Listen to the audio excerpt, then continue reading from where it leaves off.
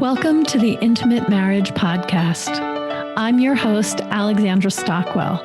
I'm a physician and an intimate marriage expert, and I specialize in showing couples how to have incredible, passionate relationships. I've been married for 25 years.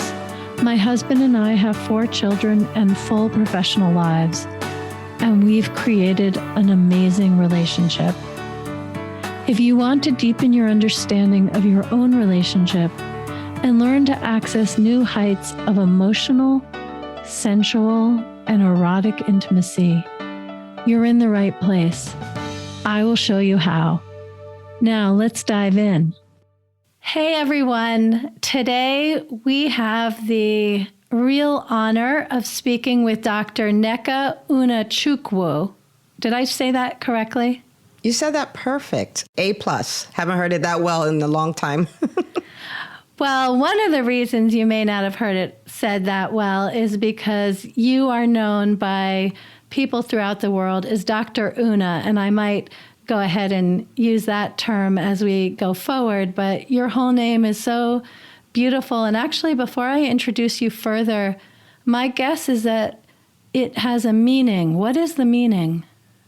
Yeah, so my first name is Nneka, and it means mother is supreme. My dad really loved his mother, so that's how I ended up with that name.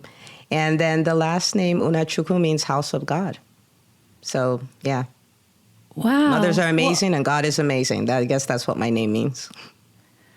I'm glad I asked. I think the only thing is to add a middle name, which says medicine and doctors and service and contribution are amazing, but you bring that with how you live. So for those unfamiliar with Dr. Una, or maybe you are, but I'm going to introduce her in my way. She is a pediatrician, a champion podcaster, the CEO and founder of Ivy League Pediatrics in Lawrenceville, Georgia. She's a business coach. She has a business school for doctors called Entre Md. I have to say, when I first heard it, I was like, enter physicians. But it's not the French entree, it's entre for entrepreneur. So it's a business school for entrepreneur physicians. And the thing I want to say is that Dr. Una is warm, generous, precise, insightful, courageous, and an extremely visible introvert.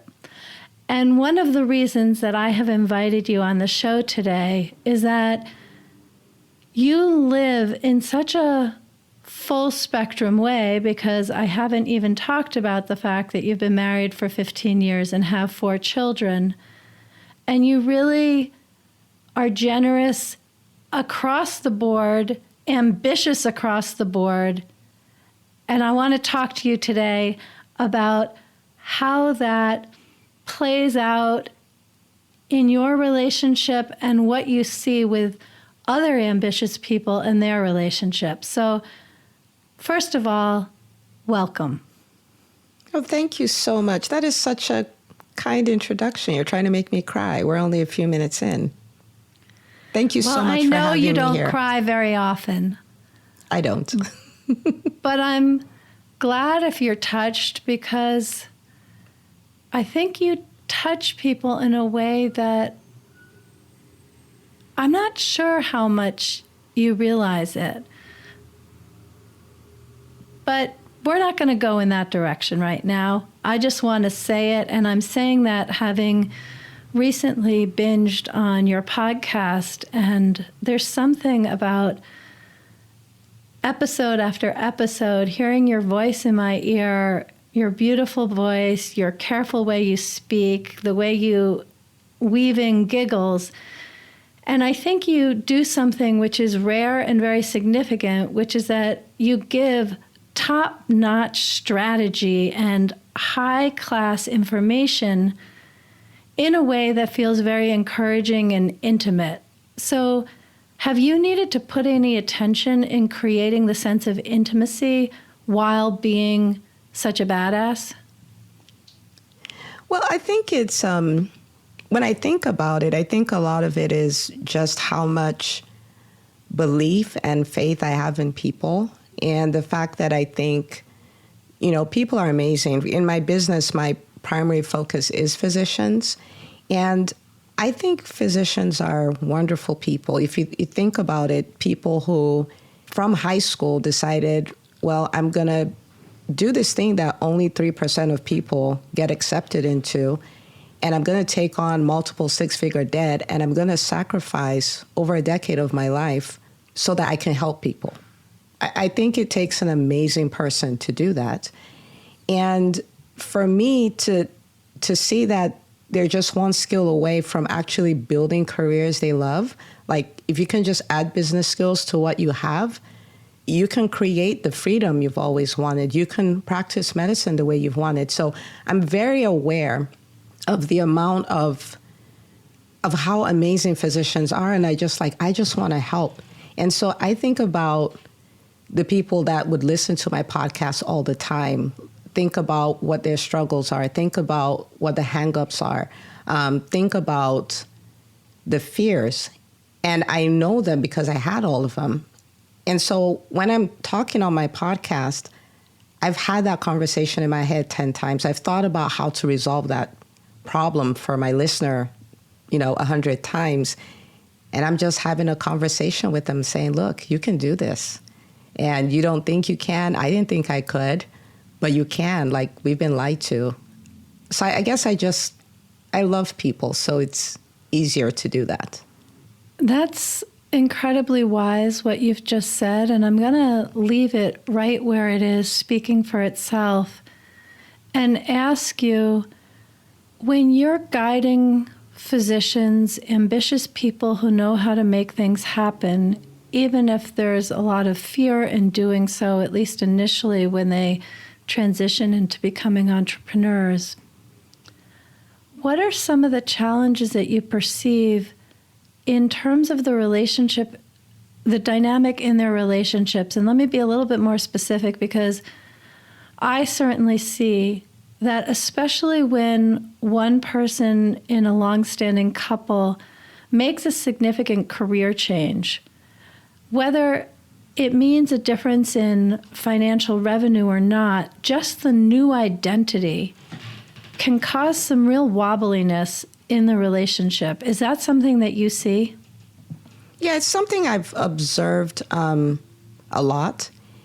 And it's kind of like, wait, what? You've always done this one way, and this is the way we were going to do it till we retire.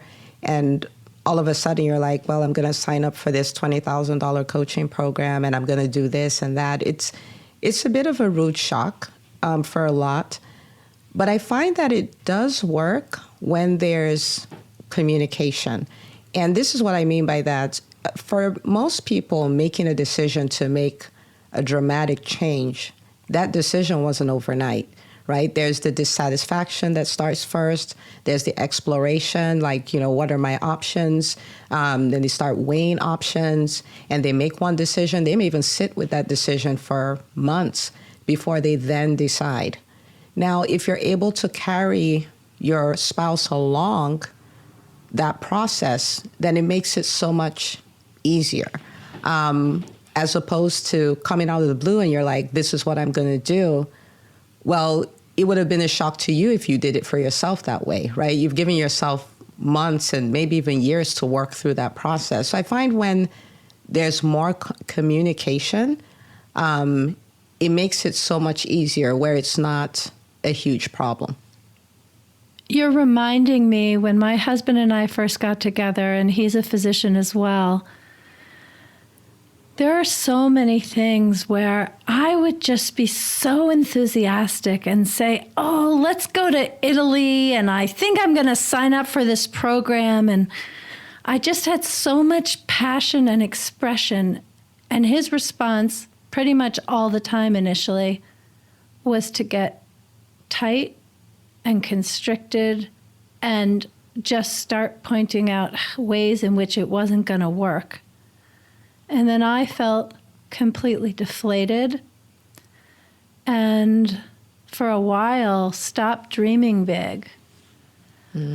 But I needed to educate my husband that I love to window shop.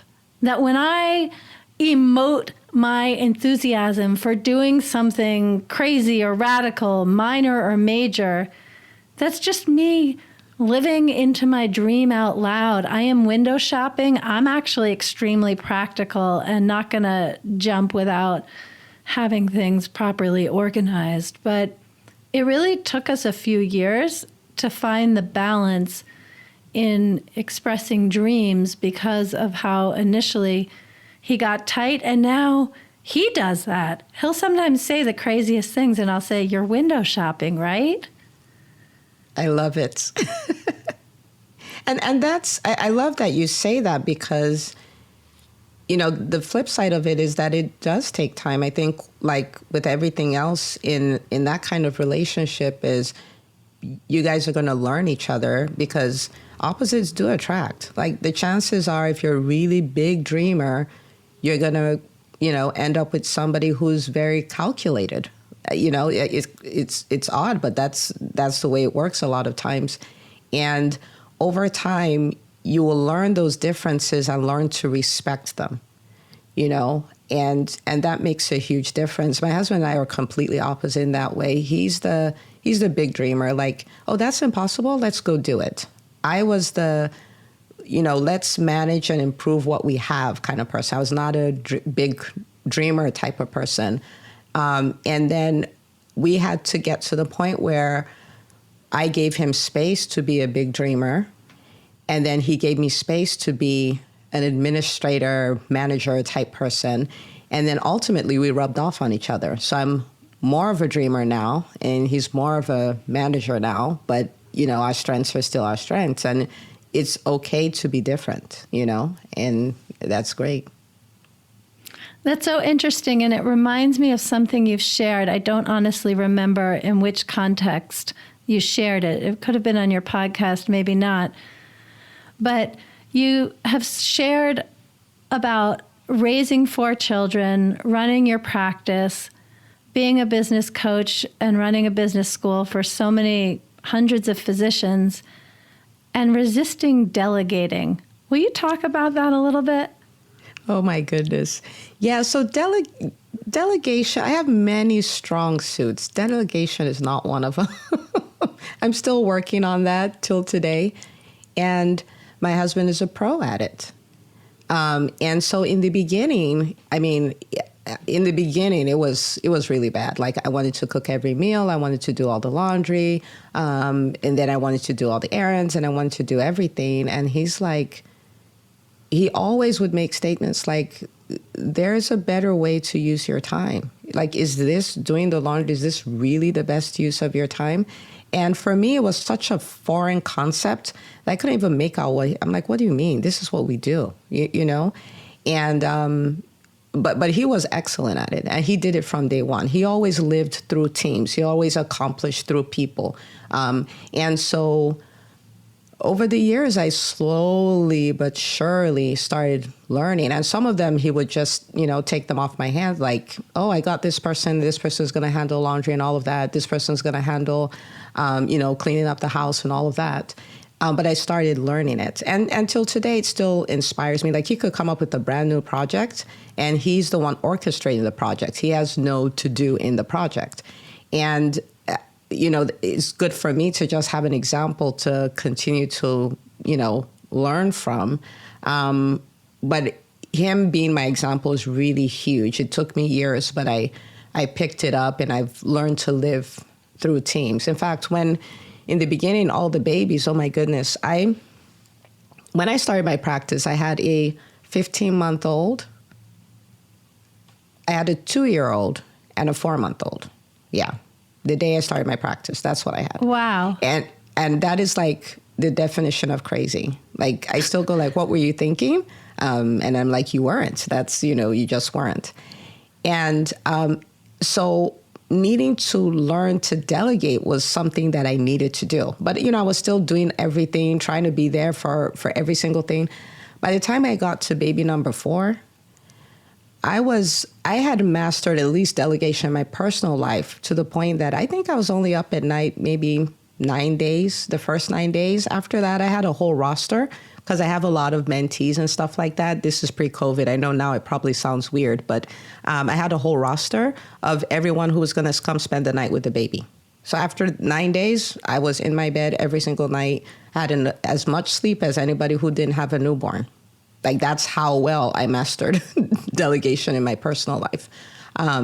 So it was helpful to learn from him, and yeah, he was my education on that. And honestly, that's pretty fast to do that in under 5 years, it sounds like, more, something like that. Yeah. Because these are habits that die so hard. In fact, hearing you, it actually sounds like your evolution with delegation happened quite elegantly. I had an experience which was not so elegant at all, where with my first child, we used cloth diapers, and I wanted them folded a particular way so that when I reached my hand into the drawer to get them out, they would lie right in the diaper. I don't even remember what it's called anymore, but the thing the diaper goes in. And my husband folded them differently. And so this was early in our marriage, and I was telling him the proper way to fold diapers. I mean, this is a man with an MD, and I'm telling him the proper way to fold diapers, but I felt I needed to do that because there was a proper way, and the proper way is my way. And he was worn out. He'd worked hard. He was being helpful, and he looked at me and he said, "Alexandra, if it needs to be done your way, you're going to need to do everything." Ooh, well, that's a writer-downer. That's a great line. It was a really great line that was like swallowing an elephant. It did not go down smooth, but it is the thing that comes up every time I don't want to let go, and I know I need to. That's a powerful line. I think everyone listening needs, like, if you're not driving, you need to write that down. And I think I have a line or a story that's not quite the same, but would be really helpful maybe for someone listening who's struggling with delegation. I came to terms with the fact that people are like antibiotics. You may have heard me say this on the podcast, and I'm like, I'm a pediatrician. If someone walked in, said, "Oh, I have a really bad ear infection," I would give them an antibiotic, and I tell them that, look, this is going to fix your ear infection, but it may give you diarrhea. It may give you diarrhea, but we're not going to stop because of the diarrhea. You're still going to take it because it will fix the ear infection. And it's like that with people. Like, we would want them to do things perfectly. And like you said, perfectly means the way we do it. But the truth of the matter is they may do it a little differently. They may not do it as well as you. We may give them a B+ as their grade.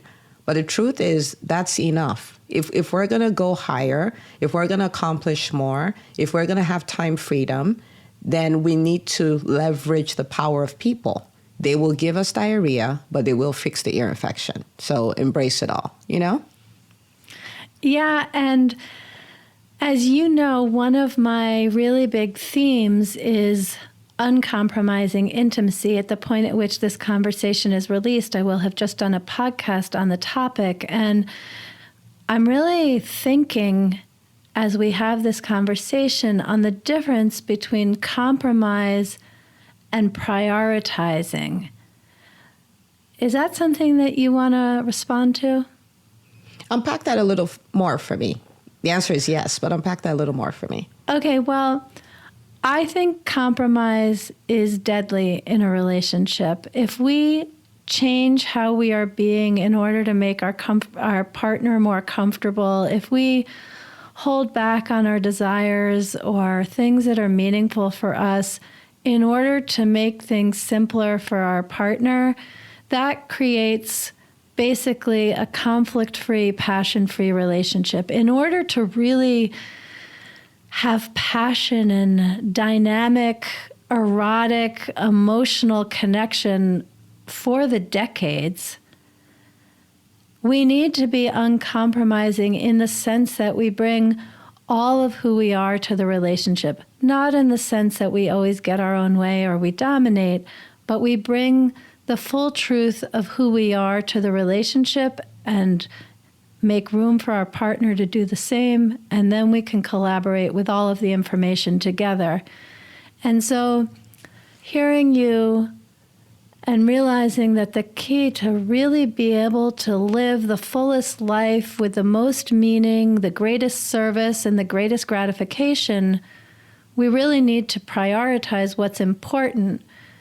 And if I listen too simplistically, that may sound a little bit like compromise, like I wanted the diapers to be folded a particular way.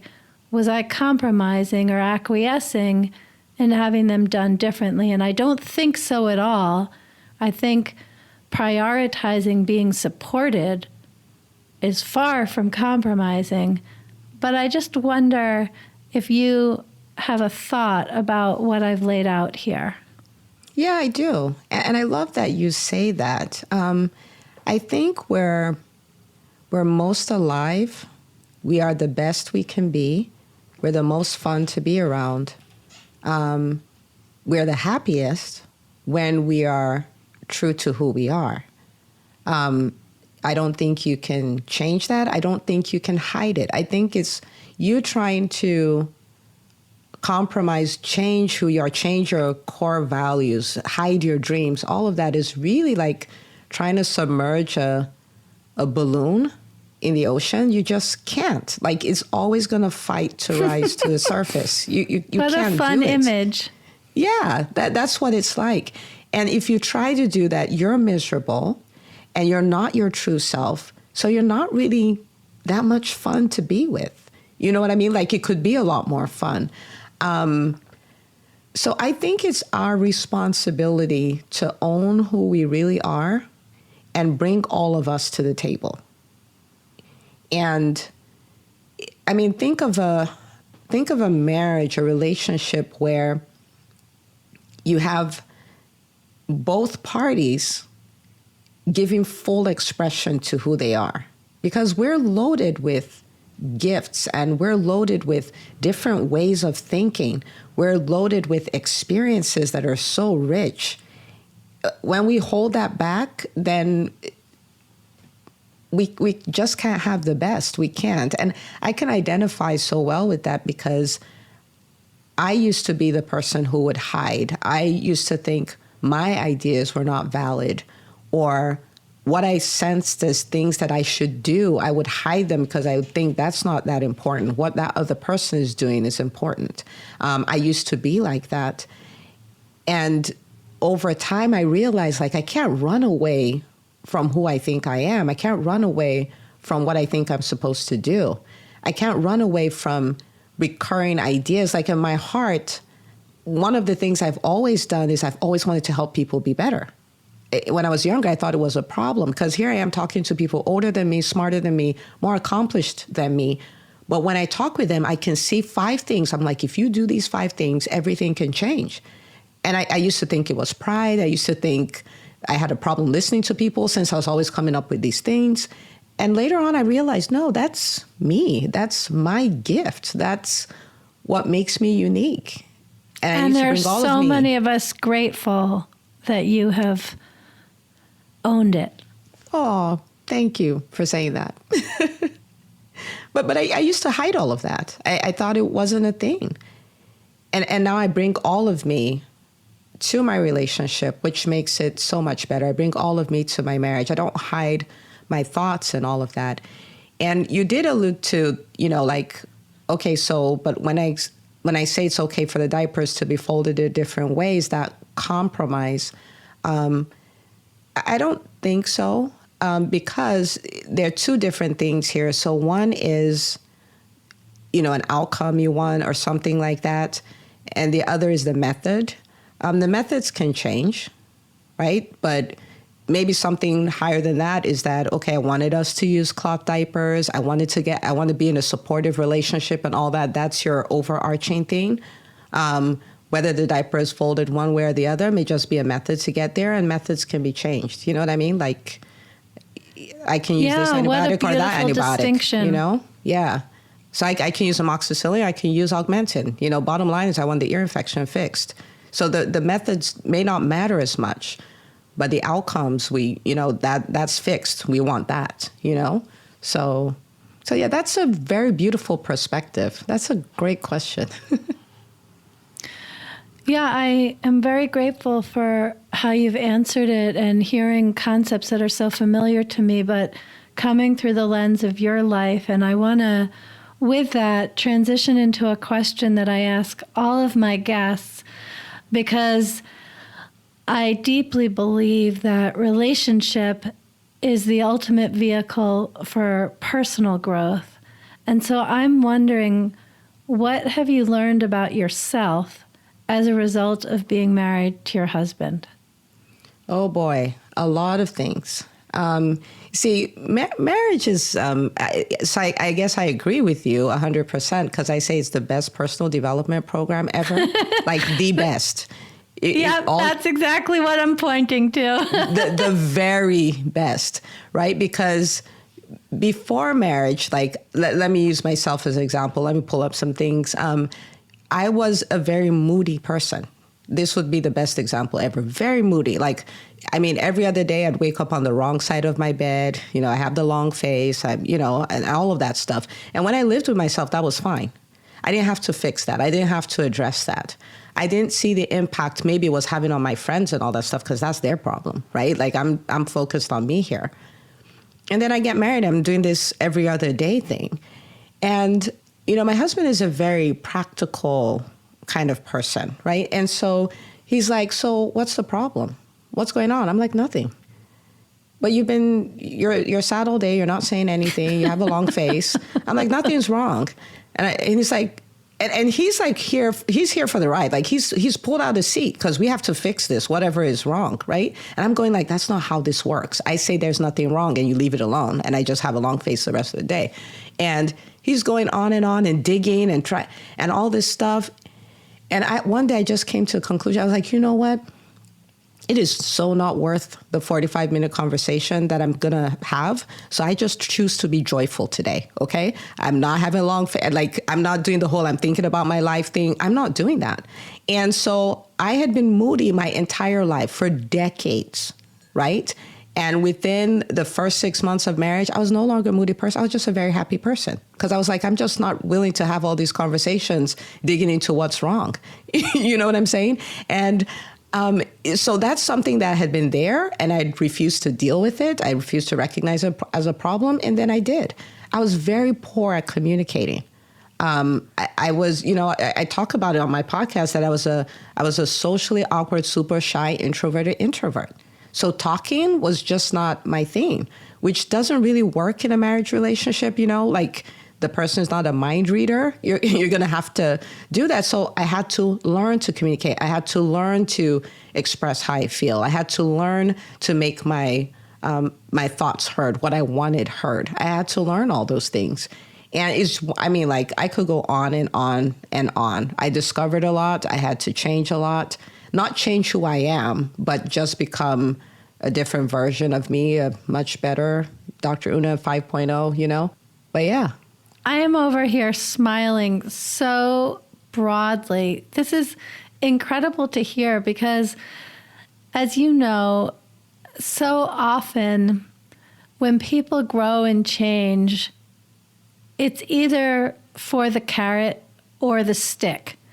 And meaning the stick makes us change or the carrot inspires us to. And what you're describing is really cracking me up because your husband, clearly a loving, kind, thoughtful, attentive man, was wanting to find out what was bothering you. And that was so annoying to you. It's not that it inspired you to discover. No, it's that you didn't want to have that conversation. It was his kindness functioned like a stick. But either way, look at you now. Joyful ever since. That is amazing. I love this version of me so much better. And it's really funny that I like how you described it. It was a stick. I was just like, rather than deal with that, I'll just be joyful. Like who decides to be joyful for that reason, right?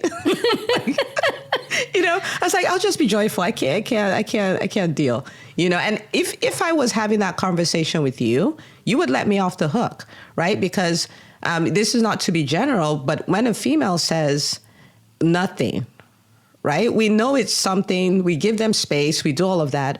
My husband had no understanding of what I meant, right? Because if I said to my girlfriends, I get away with it.